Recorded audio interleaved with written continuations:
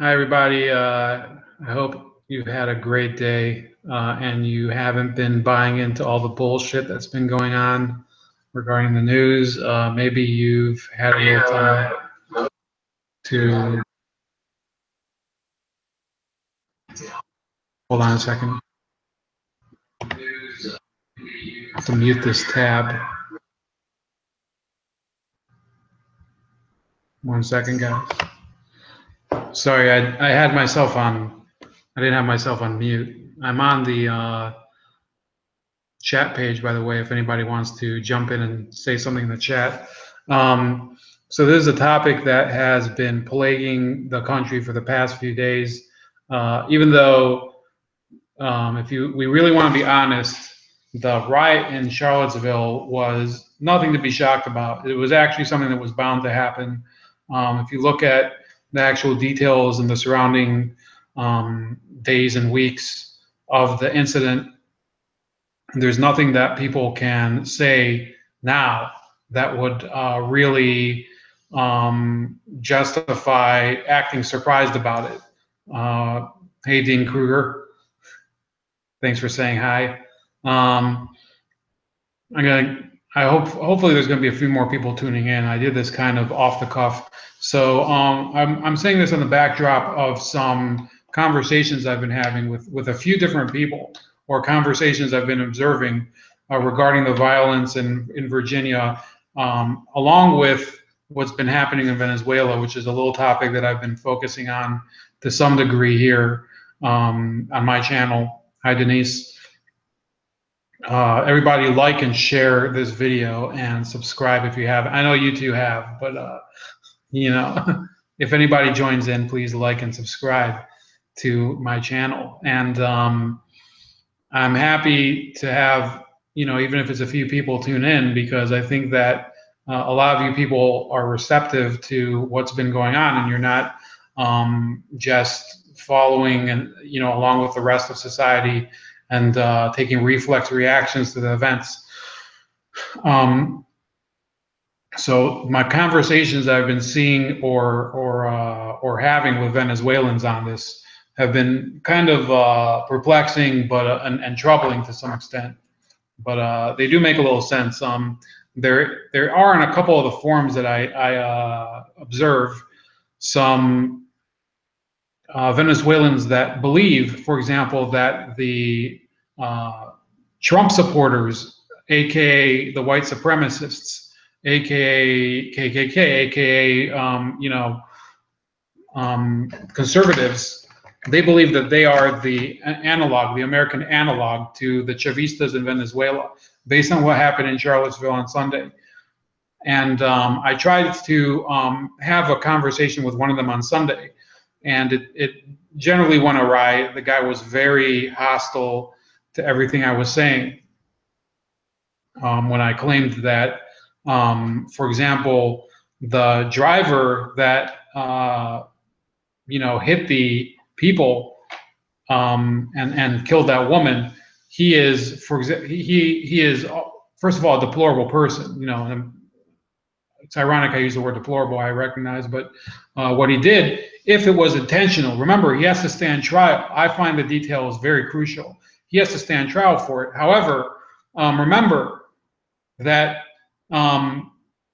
when there was this issue a couple months ago with a congressman getting shot in Virginia, I did not do the same thing on this channel and anywhere else where I said that Bernie Sanders supporters are analogous to the colectivos in Venezuela, these militias that are going around shooting people and beating the shit out of them on motorcycles. I said that that's not really what I see in the Bernie Sanders movement, which is where this guy came from.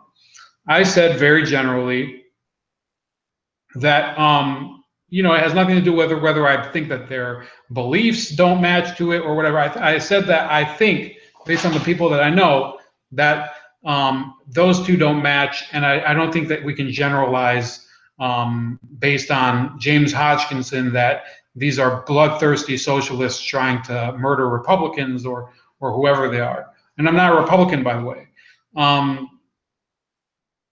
So based on that, I was very disappointed and you know, generally annoyed when these people basically started saying, Trump supporters are basically the same as these bloodthirsty, you know, government armed militias over in Venezuela. Well, there's several differences between them, and that's not really the point of this video, but I'll go over them very shortly. First of all, the Trump administration has not armed anybody to go to Charlottesville and defend the Robert E. Lee statue. Those people that came there were armed with, you know, basically, they weren't even small arms. They were, you know, clubs and shields or whatever, and those are weapons, but the other side was armed with the same weapon, so it's not the same. It's not an asymmetrical fight. That you have two gangs of rival people fighting each other. If you want to make the analogy, then why are the Bloods and the Crips not like the Collectivos? They're actually both armed. You know, common street gangs, they're armed with real firearms, and they're shooting each other and killing each other. Why is that not an analogy? It could be. I don't know. Maybe both of them are. So do you really think that was the same guy? I don't know, dude. Could you clarify your question, Dean? I can't understand what you're talking about. Then on that front, another difference. The Trump administration has disavowed the KKK and all these groups. Several people have. Spokespeople for them have. Trump himself has disavowed the white supremacists. How many times does it have to happen, and under what conditions for people to really drop the issue? I don't know, because I really believe that you know, it doesn't matter whether Pence does it or Trump does it or this H.R. McMaster, who I hate. I think he's an idiot. I think he's an asshole. And I think that he's a tool of the Council on Foreign Relations. He's claimed that they're terrorists and that this guy was a terrorist. So when his national security advisor states that, you think that by him not using the exact same terminology as McMaster, somehow you're saying that he's sending a signal that he's actually for them, like a wink wink like that or something. I don't think that there's any other administration that I know of, not even the Bush administration, that has been so cynically analyzed just in order to incriminate them for things that are actually not even crimes, and they're not even supporting white supremacy. If Trump were to do it, is technically not a crime. However, there's no evidence that he does it anyway. Just like there's no evidence that he's colluded with the Russian government. Okay, it's all bullshit. If you want to criticize Trump on his treasury policy, appointing a Wall Street banker like Steven Mnuchin, who is, in my opinion, he's part of the problem with his cozying up to some of these mortgage bankers, I will fully hear out everything you have to say. If you want to criticize his cozy relationship with big oil in the form of Rex Tillerson, and with globalists like H.R. McMaster, and with drug warmongers like Jeff Sessions, then we have something to talk about. But if you want to spin these yarns about him being this Nazi, crypto-Nazi, whatever you want to call it, like he's a Red Skull from Captain America, he does have like that really pink hue of skin. So you do, that's the greatest shred of evidence that you have, that he has a skin tone that is a little close to Red Skulls. That's about it. You can't get any closer. No, Steve Bannon does not count. Steve Bannon, if you really investigate all of the allegations against him, they are completely fruitless. So they amount to an accusation by his ex-wife that he said something, that he didn't want his kids to go to a Jew school while they were getting divorced or something. It was, I mean, that in my mind does not make, even if it were true, it would be complete bullshit. Yes, Denise, it is really funny, but if they would actually say that, it would be the most credible accusation that they have, that he's a Nazi, because there's really nothing else to go on. And in my opinion, there's also these rumors that have been around for a while that his dad was a member of the KKK. So what? Bill Clinton was a protege of this Bill Fulbright, who was a member of, first of all, Bill Fulbright was a huge segregationist throughout his time in the Senate. Even if he wasn't in the KKK, he was a major supporter of segregation throughout his entire career. That was Bill Clinton's mentor in politics. One of Hillary Clinton's mentors in the Senate was Bob Byrd, who was a grand dragon. I think it was, I don't remember what position, it was a Kleagle. I think he was a chapter head or recruiter for the KKK in West Virginia. Yes, there is a standard where you have to provide proof when you're making an accusation. Now, fuck all that shit. Never mind Donald Trump and never mind the Nazis, because those, I believe, are not really going to gain momentum in the coming months. I mean, maybe I'm wrong. I think some of them, plenty of them, are not going to stop. But I think that they've been played for the fools that they are by letting themselves be lured in to this ridiculous protest in Charlottesville, where they came out looking like disorganized morons. That's fine.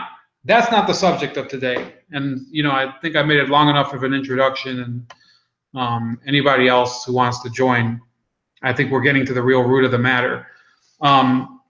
Today, Trump finally said something that I think he went on offense, and he talked about Antifa, which I think is a very important thing for him to address, because he was able to tell the media, you are ignoring these Antifa people that are basically rioting all over the place, not just in Charlottesville. They've rioted in cities that have nothing to do with the KKK or white supremacy or whatever you want to call it. Any of this crap that happened in Charlottesville is independent of what Antifa is doing, because they will go to cities and run crazy and go in and smash businesses and attack random people. And they're basically these rogue hired protesters, whatever the hell they are. Even if they weren't hired, what justification do you have to go to cities like Portland and Seattle, where there's actually a lot of people that would probably be more receptive to your ideas, your leftist ideas, and destroy businesses and harass people and fight with homeless people, as have been said. And even there was an attack on a CBS reporter, I believe, in the past couple of days by an Antifa crew. CBS.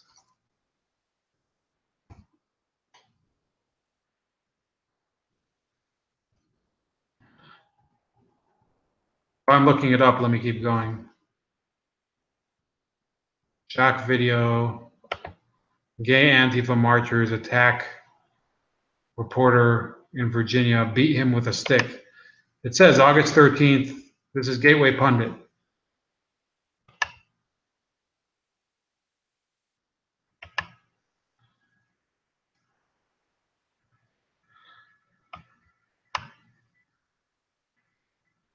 A reporter with Richmond, Virginia, CBS affiliate WTVR-TV was attacked by protesters with an Antifa march that was chanting, "We're here, we're gay, we fight the KKK." Wow, that would be a fun. What a chant. After he refused their demands to stop filming the group's protest march against the KKK Sunday night in downtown Richmond in response to the deadly Nazi Antifa clashes in Charlottesville the day before. Video of the attack and the attackers was posted to Twitter by WTVR, as well as photos of the reporter, who was taken to the hospital where staples were used to close a gash on his head. And it says, Laura French from CBS 6 in Richmond. Our CBS 6 photojournalist assaulted in the head while shooting protests in Richmond. In the hospital getting stitches. Stop the violence. No, she doesn't even mention who these people are. So even while publicizing the fact that one of her own colleagues was assaulted by a group of these people, She doesn't, you know, if you're really against the violence and you want to call out who's committing it, then you should probably take the opportunity on Twitter to say so. Well, she didn't. And in case you're wondering, there was plenty of room on the comment. The attack was also live tweeted by WTVR. There's a large crowd moving through the streets of #RVA, reportedly headed to Lee Monument. People are screaming, "Go to bed," as the crowd marches by. Richmond, Virginia, the crowd is yelling at our news crew. They're telling us we can't film them and yelling profanity at the crew. One of our photographers was hit with a stick in the back of the head by a protester for shooting video of protests with his phone. It says, "Film the Klan, don't film us," they're shouting as a squid. And they also say Klan stated, well, if they're shouting, you don't know whether they're saying Klan with a C or Klan with a K. So I don't know who the fuck wrote that, but that station has to fire that person. And then there's just photos, and there's a photo of the guy's head.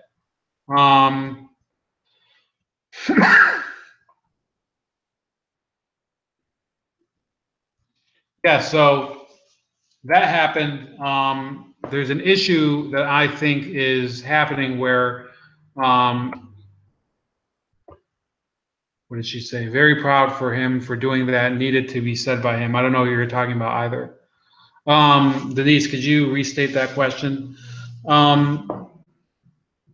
Look, there's an issue that the media is covering up the Antifa crisis. First of all, you have local news will not be able to cover it up for long. They can say that there are riots happening and hide who's doing it, but people aren't retarded. If they go through the district and see what's going on, and they see businesses are getting smashed, and they see who's doing it, and they're present, then the media can cover it up all they want, but the people who are affected by it will probably know better. That's one thing. The other thing is that remember that we are in the month of August, and towards the end of this month, there's a little ritual that happens every year. They call it back to school. And all these kids, a lot of them are Antifa or Antifa sympathetic, or they're involved in, you know, groups that are analogous to Antifa. They're going to be going back to school, and you are going to see more of this garbage happening because, as we all know, that is their incubator. And once we start to see this, you know, this climate really, you know, first of all, they've had the whole summer to stew. There was this whole fake resistance summer. What did they accomplish? Nothing. They didn't do shit. The Democratic Party was trying to organize resistance to the Trump administration this summer. They were barely a factor. The real factor was shit like Antifa and these white supremacists and white nationalists. I'm just throwing in those two things because some of them get pissed when you don't say that one of them is not the other. Whatever, okay, so I'll call some of them not white supremacists, some of them are white nationalists. But to me, it's a lot of the same bullshit. Some of it, you know, I've talked to a couple, and they don't seem like awful people. But, you know, when you get fooled by the crap that happened in Charlottesville, I lose a lot of respect on the mental level. I think that if you get fooled into doing something like what happened in Charlotte, where you did your cause such an immense amount of, I mean, you walked right into a trap. That's what happened in Charlottesville. If you're a supporter of those ridiculous causes, you should know that they got played like a fiddle over there by the governor of Virginia and all these other people that wanted this violence to happen, in my opinion. I'm looking at this article here from Campus Reform. And what I'm trying to tell you guys is that, and I'll share the screen, is that, yes, they may be talking about exclusively the KKK right now instead of somebody like these Antifa people. But how long do you think they can hide it when you have stories like this coming on. Berkeley holds early orientations for special populations. The University of California, Berkeley invites certain special populations of new students to move in a day early to attend racially exclusive orientation classes. Hispanic students, Black students, Native American students, and Asian American / Pacific Islander students were all invited to the events, which addressed concerns such as mapping classes and financial aid. The University of California, Berkeley, blah, blah, blah. According to the new guide, the new Golden Bear orientation program, the school offered a special programming on Monday for a variety of populations. Most other students, meanwhile, spent the day moving into their residence halls and preparing for the main freshman orientation program, which runs from August 15th through 22nd. So this is already happening as we're talking right now. This bullshit, this racial segregation is happening. And who do you think is behind it? As part of the Black student orientation, students participated in a Black World Tour in which they were taken around the surrounding area for a showcase of Black-owned businesses, which I think is not that bad of an issue. It's not that bad of an idea. If you want to help Black business, then fine. But I don't see what that has to do with freshman orientation. Similarly, a familia orientation, it should be orientación, by the way, if you want to use correct Spanish, was offered for Chicanx and Latinx students on August 13th, while an Asian American, I mean, they did different ones. They actually segregated. Do you realize how ridiculous this is? I don't know if I actually presented. I hate it that you have to press twice on Google. Let me see if there's any comments. No. Look, they've actually segregated all of the groups from each other. They've segregated the Blacks, the Latinos, and the Asian Pacific Islanders. All of them, they have their own orientation. Does that sound a little fucked up to you? Because it does to me. The final special population orientation was provided for Native students enrolled at the elite institution who were encouraged to show up early to map locations of your classes, get to know campus, meet continuing Cal Native students and other new Native students, and have a little fun before classes start. In fact, the Native American Student Development Office touts on its website that another bonus of attending the exclusive orientation was being eligible for an early movement, a benefit that the African American Student Development Center similarly advertises on its website, noting that participants were able to move in before, quote, most other students.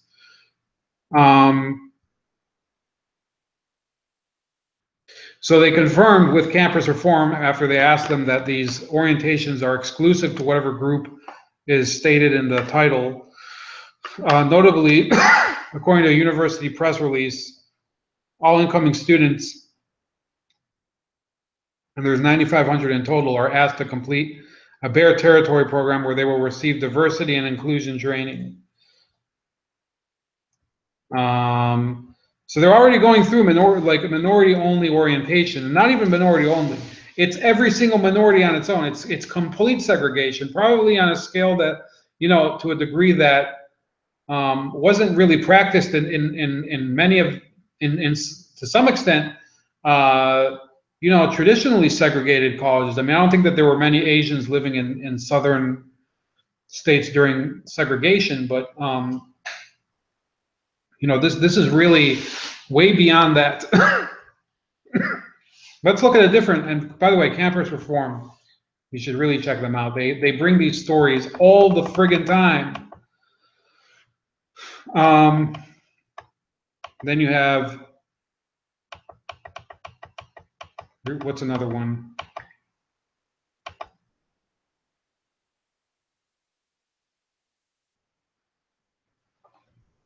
There's a, this is why, Antifa, they will, believe me, become the real story soon. And you know, the seeds of all of it have been planted by stuff like Charlottesville, but other things too.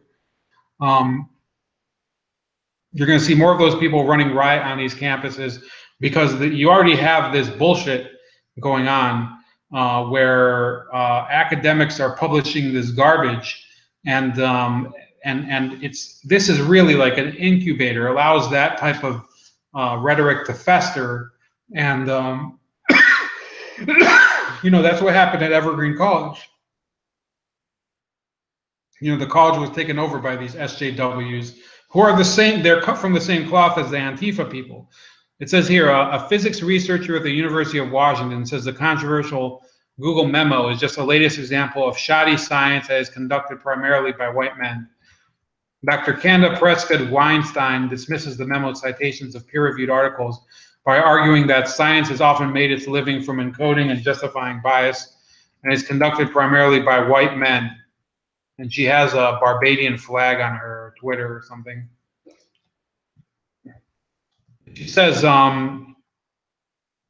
it's 2017, and to some extent, scientific literature still supports a patriarchal view that ranks a man's intellect above a woman's. Physics research associate Dr. Kanda Prescott-Weinstein complained in a Slate op-ed last week, written in response to the memo in which former Google employee James Damore criticized its company's efforts to affect gender diversity.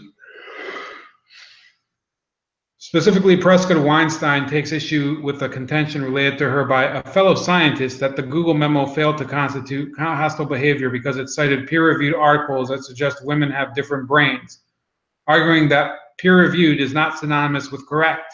Well, she does have a point with that. There have actually been a number of bullshit peer-reviewed articles that have been exposed lately, including one that was a hoax that claimed that the penis was like a social construct and was actually not real.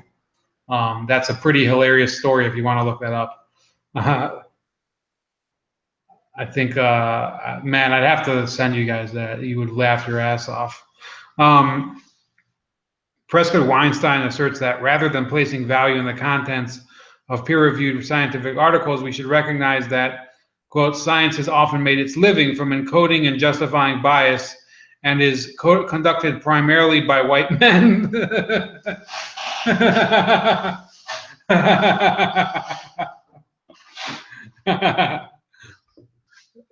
I think, I mean, you guys can follow what she's just said. She basically kicked the ball into her own goal.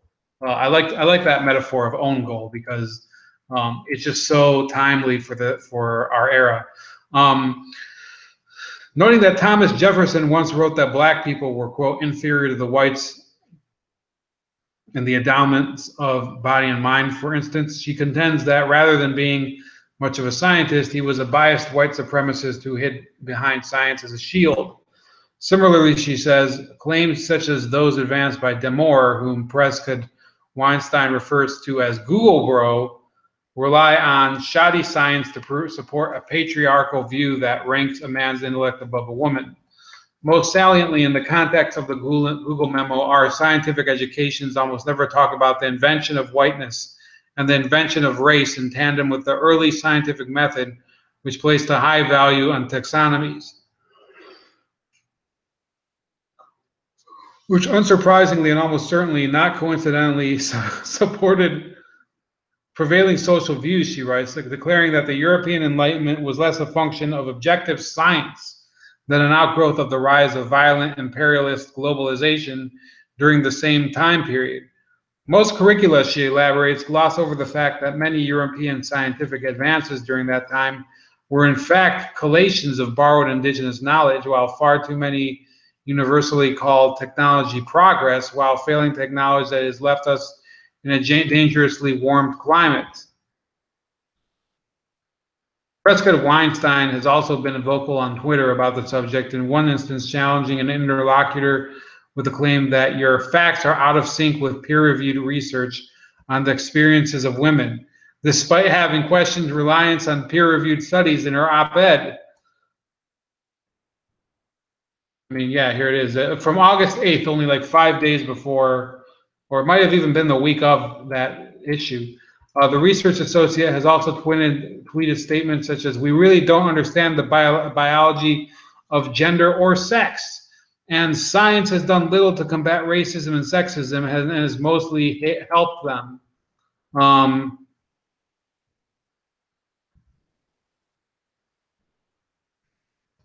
And then it says, aside from her research role at the University of Washington, she has also served as a co-supervisor for undergraduate members of a research group in the Massachusetts Institute of Technology's Center for Theoretical Physics, as well as an associate instructor in cosmology at MIT. Campus Reform reached out to Prescott Weinstein for comment and received no response. So if you're just joining me, I'm reading an article from Campus Reform about one of the reasons I think that this Antifa is going to be just as much of an issue this fall as it has been for the past, 8 months, however long it's been since Donald Trump got elected. I guess it's 10 months now, since you would count November and December of last year. Think about it this way: you have people like that, who's apparently a physics professor, and she has a PhD. You have people like that educating our children in colleges. Somebody who claims that, first of all, science is based on, peer-reviewed science articles are the opinions of racist white men. She's trying to say at the same time that this Google bro, that she calls him a Google bro, James Damore, who I actually saw an interview with him today. He seemed kind of like shy as a clam in the interview with Jordan Peterson. But what's going on is that she's saying she's saying that no, he's wrong, and he can't use science. He's wrong about men being better at science and technology, because science is all based on the machinations and manipulations of white men, and peer-reviewed science is also, based on the judgments of male peers.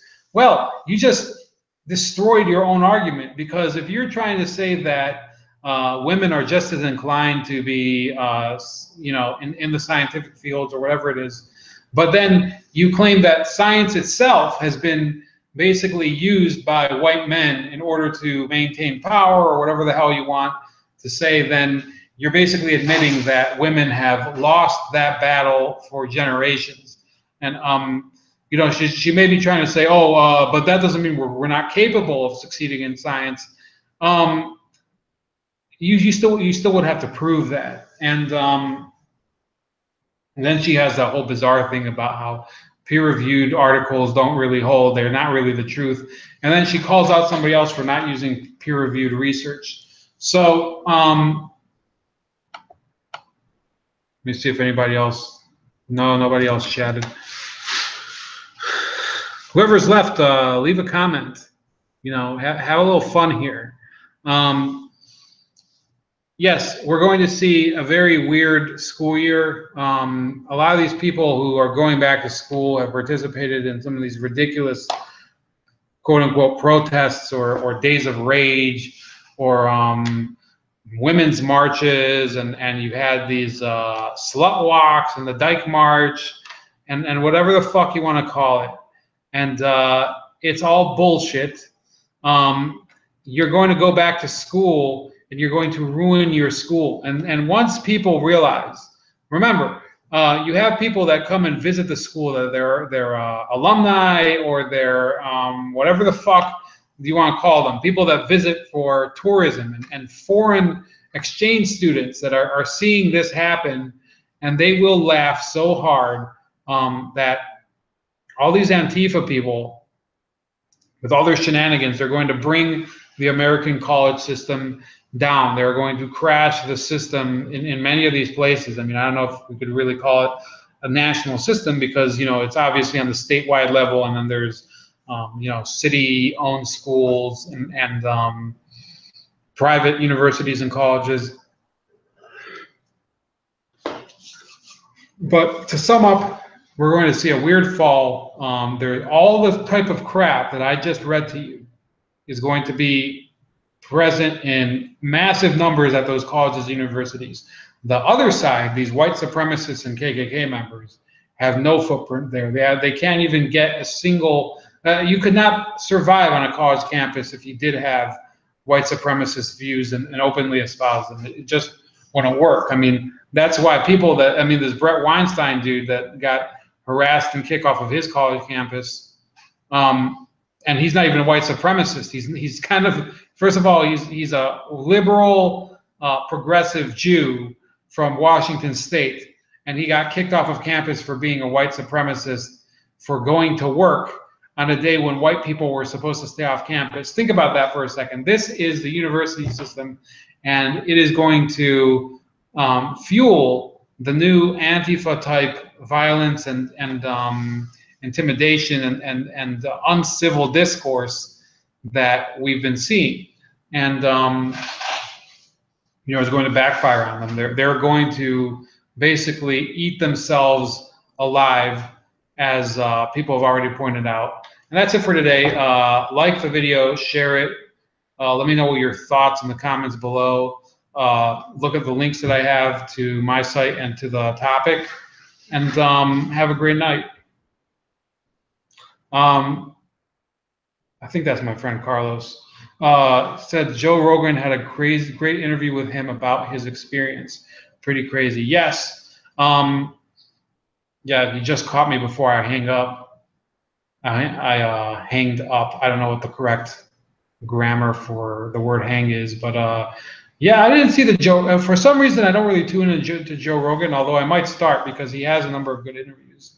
Yeah, Eric Weinstein, or Brett Weinstein, I think his name is. Eric is a different guy. I saw him on the Rubin Report, which I tend to watch a lot more frequently, and he knows Joe Rogan too. And you are getting a very strange mix of people that were once liberals or even conservatives or even progressives that are starting to wake up to this issue. And I was just talking to somebody else off air about this topic, that that they have experiences with such movements in the past. Not going to go into details because we were having a private conversation. Yes, Antifa and similar movements. Remember, Antifa is an anarchist, so to speak, movement. They don't have a great leadership core, but they do have kind of a network. They overlap with a lot of these organizations. Black Lives Matter is a very similar group. If you think that this is only going to affect National Socialists and white supremacists, you should know that a day ago, and I'll post a link there. Let me see, Georgia Democratic gubernatorial debate. You'll laugh at this article.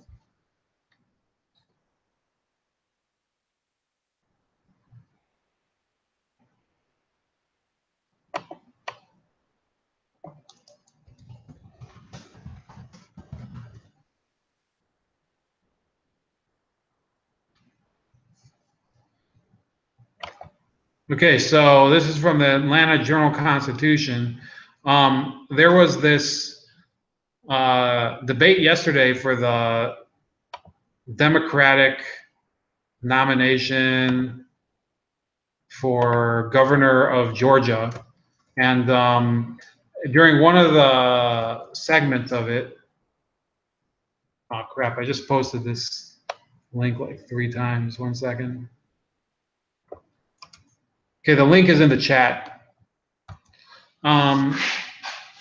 So one of the candidates was a white woman, one of the candidates was a black woman.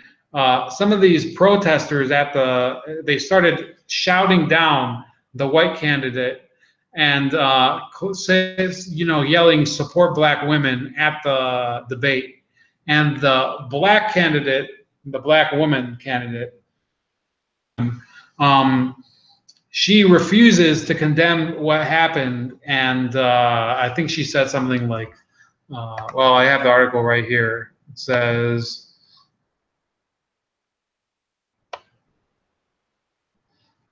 Stacey Abrams tried to squelch criticism Monday over her refusal to rebuke protesters who shouted support black women over her white rival speech at a national progressive conference held this week in Atlanta. That was the Net Roots conference. And they were shouting something like trust black women or something. And